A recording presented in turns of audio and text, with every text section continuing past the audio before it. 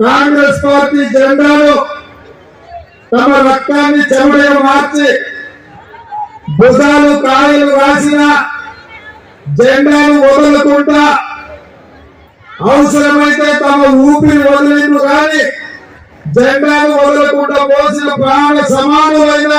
కార్యకర్తలందరికీ హృదయపూర్వకంగా నేను ధన్యవాదాలు తెలియజేస్తున్నా. మిత్రులారా, మీకు అందరికీ తెలుసు 60 సంవత్సరాల ఆకాంక్ష, గుండెలాది మంది బిడ్డల బలిదానాలు, వేలాది కేసులు కట్టుకొని లక్షలాది మంది విద్యార్థులు నిరుద్యోగ యువకులు వీరోచితంగా పోరాటం చేసి